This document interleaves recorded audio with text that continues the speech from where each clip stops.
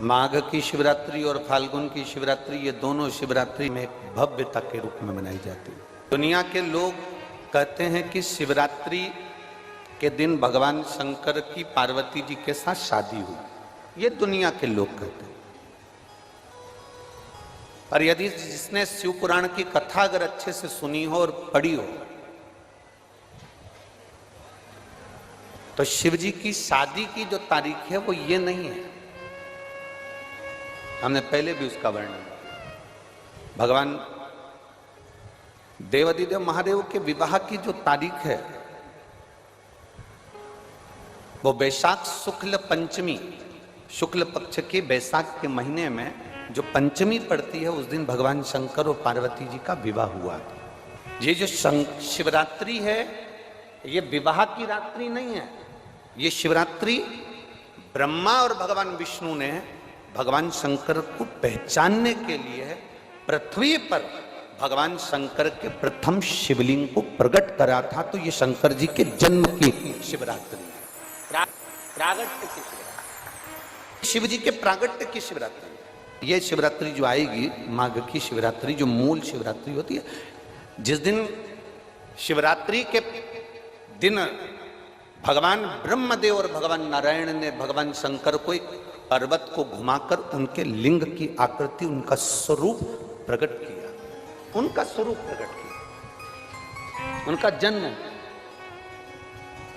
आपसे कोई पूछे कि शंकर जी का जन्म कब हुआ था, बिल्कुल बेझिझक कह सकते हो शिवरात्रि के दिन हैप्पी बर्थडे ने टू यू, उसमें तुम्हें सोचना नहीं है।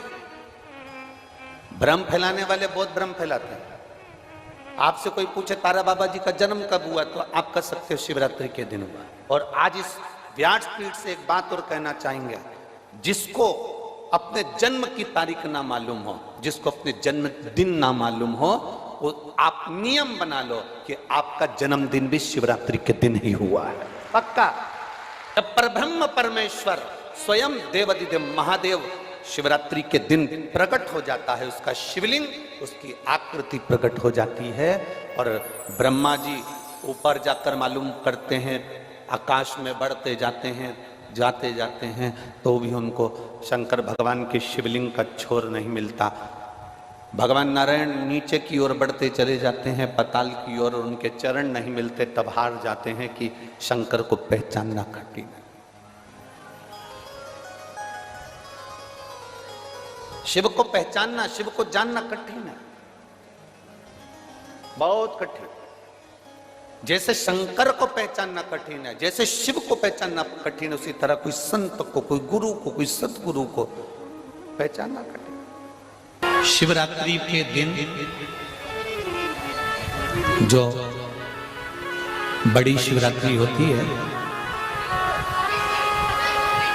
माघ महीने के अंतर्गत जो आती है, ध्यान है आप लोगों को, उस शिवरात्रि के दिन सबसे ज्यादा जरूरी क्या होता है चढ़ाना?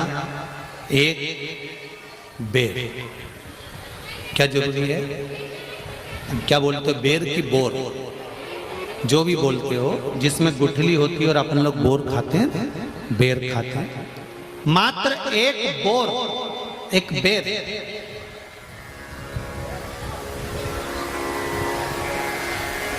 महाशिवरात्रि के दिन समर्पित किया जाता है। क्यों करते हैं?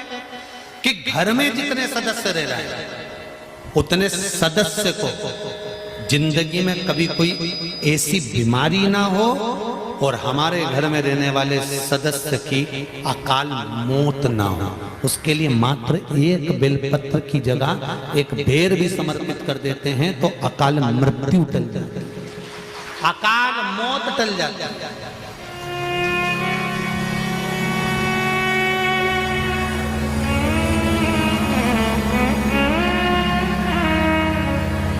12 महीने शिवरात्रि आती है, जिसको 12 मासिक शिवरात्रि कहते हैं। हम कई लोगों से कहते हैं अगर जिंदगी में ज्यादा नियम नहीं ले सकते तो एक नियम ले लो, और उसका फल क्या होता है ये मात्र 3 महीने की शिवरात्रि कर देते हैं, केवल 3 महीने की शिवरात्रि। ज्यादा कुछ नहीं कर सकते। हर महीने शिवरात्रि आती है। प्रत्येक शिवरात्रि के दिन 3 जगह पर दिया लगाना प्रारंभ कर दो। पहला बेलपत्री के वृक्ष के नीचे, दूसरा शंकर भगवान के मंदिर पर, तीसरा आंवले के वृक्ष के नीचे। केवल ये 3 जगह पर दिया लगाना चालू कर दो। कौन से दिन?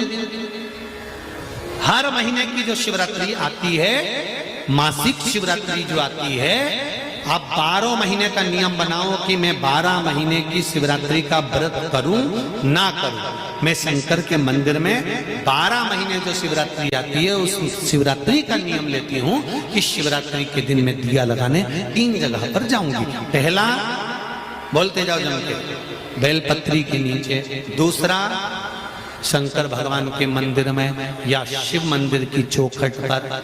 तीसरा, आंवले के वृक्ष के नीचे। ये 3 जगह पर आप प्रणाम कर कर, झोली पसार कर बाबा देवाधिदेव महादेव, माता लक्ष्मी और पार्वती के नाम से दिया लगाना प्रारंभ कर दीजिए। 3 महीने की शिवरात्रि पूरी हो, ये निश्चित है अगला पत्र आपका इस जगह पर मिलेगा कि बाबा ने मेरा ये कार्य किया। शंकर जी को शिवरात्रि पे क्या चढ़ाया जाता है? बेर। कितने बेर चढ़ाते हैं?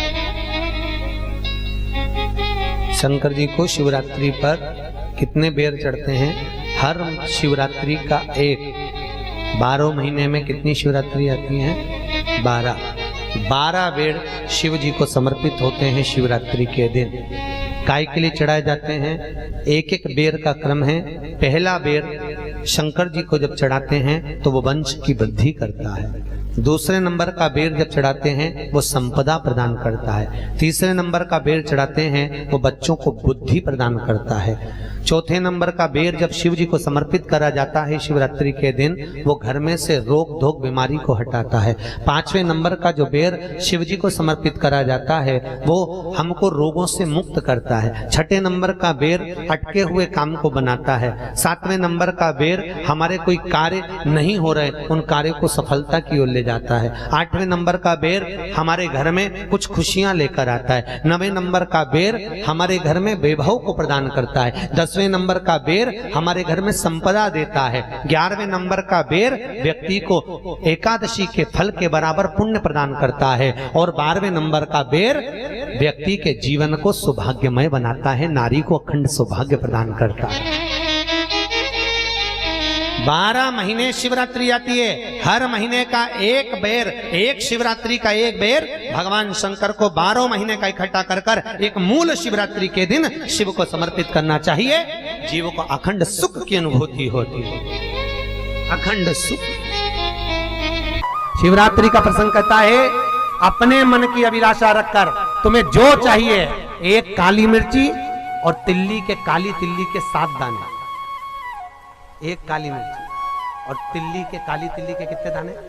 7 दाने हथेली में रखकर अपनी कामना कर कर मन से अपने मन के बात को कहकर शंकर भगवान के शिवलिंग पर चढ़ा दीजिए। आपकी मनोकामना, कहते हैं हर महीने शिवरात्रि आती है, इस शिवरात्रि पर, मुख्य शिवरात्रि पर चढ़ाओगे, अगले महीने की जब शिवरात्रि आएगी तो आपकी मनोकामना पूरी हो जाएगी। एक काली मिर्ची और 7 काली तिल्ली के दाने, मात्र 7। महाराज, जिसके घर में क्लेश रहता हो, बहुत ज्यादा लड़ाई झगड़े हो रहे हैं, सास बहू के झगड़े, ना बहू कुछ सुनने को तैयार ना सास सुनने को तैयार, और घर में बेचारे पुरुषों की आफत, यहाँ भाई भाई झगड़ रहे हो, सास बहू में झगड़ रही हो, कुछ मत करिए। गेहूं की बाली को तोड़ो। गेहूं की बाली जानते ना, जिसमें आप लोग तो गेहूं की बाली को तोड़ना है, और बाली 7 बाली तोड़कर अपने घर में घुमाकर अपने घर का नाम और गोत्र बोलकर उसको शंकर को समर्पित कर दीजिए। जिंदगी में कभी सास बहू का झगड़ा नहीं होगा महाराज। शिवरात्रि के दिन उसको समर्पित करिए, आपके घर में कभी क्लेश नहीं मच सकता। 12 महीने शिवरात्रि आती है, और शिवरात्रि के दिन रात्रि को 12 बजे शंकर भगवान पर एक धतूरा चढ़ा दो। क्या चढ़ाना है? जम के बोलिए जरा। धतूरा। ये शंकर भगवान को धतूरा चढ़ा दो। 12 बजे रात्रि को शिव जी पे धतूरा चढ़ाओ। आधे घंटे तक धतूरा चढ़े रहने दो, और आप श्री शिवाय नमस्तुभ्यम का जाप करो। जिस शंकर जी पे धतूरा चढ़ाए उस मंदिर के बाहर बैठकर कौन सा मंत्र जपना है? श्री शिवाय नमस्तुभ्यम।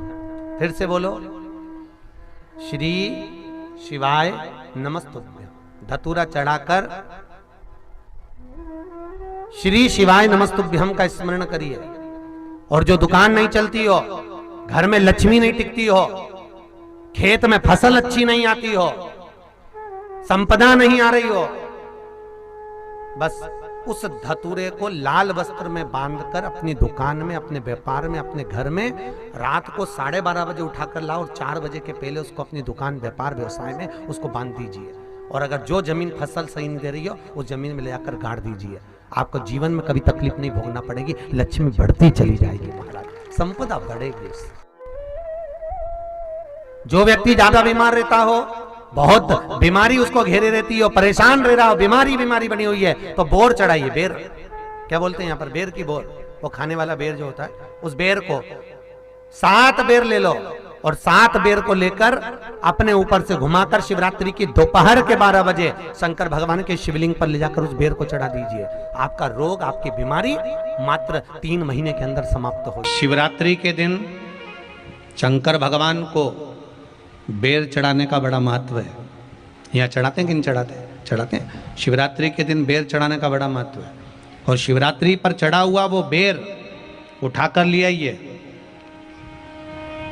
और उस बेर को उठाकर रख लीजिए। मान लो किसी को उदर से जुड़ी हुई जब तकलीफ रहती है, पेट से जुड़ी हुई तकलीफ रहती है, पेट से जुड़ी हुई कोई भी प्रॉब्लम हो, अगर पेट से जुड़ा हुआ कोई भी रोग आपको लग गया और डॉक्टर की दवाई चल रही है, सारी औषधि चल रही है, जो शिवरात्रि पर आपने बेर चढ़ाया है वो बेर अगर आपके यहाँ रखा हुआ है, वो बेर उस रोग वाले व्यक्ति को खिला दीजिए। आधे घंटे के अंदर पेट का दर्द, पेट की तकलीफ, पेट का कैसा भी रोग होगा एकदम आराम लग जाएगा। उस बेर में इतना दम, इतना प्रबलता आ जाती है शंकर को, जो शिवरात्रि के दिन बेर चढ़ाया जाता है।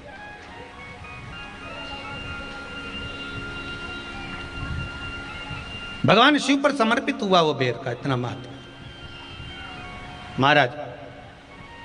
और जो देवता को उठाने के लिए बोर समर्पित करा जाता है, बेर भाजी आंवला उठो देव सांवरा, उसमें शंकर जी का भाव है, क्योंकि शिव जी का दर्शन भगवान नारायण उठते से ही करना चाहते हैं। सबसे पहले नेत्र खोले और मेरा शिव का दर्शन हुआ। बेर का भाव ही शिव का दर्शन का भाव।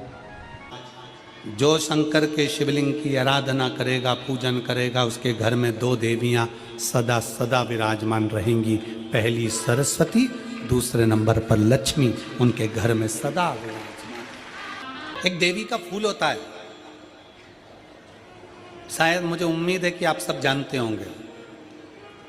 एक देवी का फूल होता है जिसको जायसोन या गूलर का फूल भी कहते हैं, घंटी वाला फूल भी कहते हैं, लाल कलर का होता है। काय का बोलते हैं इधर? गुड़ल, गुड़र का फूल, जायसोन का फूल लाल कलर का होता है, जिसमें घंटी निकली रहती है एक छोटी सी, उसमें पीले पीले पीले पीले ताने रहते। मान लो कोई बेटा बेटी, कोई लड़का लड़कियां, कोई बेटा बेटी, नवयुवक बच्चे या बहुएं या कोई अन्य व्यक्ति भी कोई कार्य चालू कर रहा है। मान लो कोई कार्य आप चालू कर रहे हैं, एजुकेशन के लिए बढ़ रहे हैं, या आपने कोई लक्ष्य बनाया है कि मुझे इस कंपटीशन एग्जाम में बैठना है, इस कंपटीशन एग्जाम में बैठना है और मेरा इसमें पास होना जरूरी है, और मैं जो चीज पढ़ती हूं ना मैं भूल जाती हूं। मैं अध्ययन करता हूं और भूल जाता हूं। कई माताएं भी ऐसी हैं 40, 45, 50 साल, 60 साल की हो गई, 60, 70 साल की हो रही हैं। कई बार कह देती हैं मेरी याददाश्त ठीक नहीं है, मैं कोई सामान रखती हूँ भूल जाती हूँ, मेरी याददाश्त में नहीं रहती। कोई भाई भाई लोग कह देते हैं मेरी याददाश्त में नहीं रहता, भूल जाता हूँ। कोई कहकर गया मुझसे बात कर लेना और मैं भूल गया कि मेरे को उससे बात करना था। कई बार मुझे मनी मंजिल तक पहुंचना, तो शिव महापुराण की कथा कहती है आप अपने परिश्रम को 4 गुना बढ़ाओ, मेहनत 4 गुना करो, पढ़ाई 4 गुना करो, अध्ययन 4 गुना करो, दिन रात एक कर दो। और साथ में जो अशोक सुंदरी की जगह है, ये शिवलिंग समझ लेना जरा, ये जलाधारी पार्वती जी का हस्त कमल, ये शिवलिंग, ये जलाधारी, और यहां से जल बहता है। राइट में गणेश जी, लेफ्ट में कार्तिकेय जी, और बीच में जम के बोलो जरा अशोक सुंदरी। ये बीच की जगह जो घंटी वाला फूल होता है, जिसको आप लोग जायसवन बोलें कि आपके क्षेत्र में गुलर बोलें, देवी जी को चढ़ता है। देवी जी का अति प्रिय पुष्प है, माता रानी का वो लाल पुष्प अति प्रिय। उसी पुष्प को ये बेलपत्र की जो डंडी होती है, बेलपत्र की जो डंडी का भाग होता है, उस घंटी का भाग उसी डंडी की ओर होना चाहिए।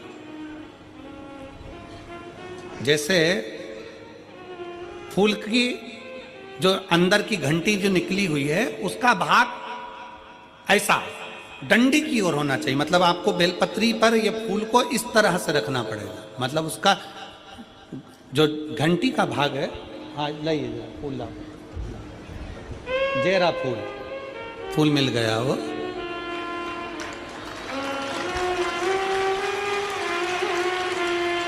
फूल मिल गया। भारत में फूल जल्दी मिल भी जाता है, मिल गया। अब ये फूल और इस फूल की जो घंटी का भाग है वो इस डंडी की ओर हो, मारे डंडी के साइड। अपनी कामना कर कर, अपना नाम और गोत्र का स्मरण कर कर, शिव जी से अपने मन का भाव बोलकर इस फूल को और इस बेलपत्र को 12 महीने शिवरात्रि पड़ती है।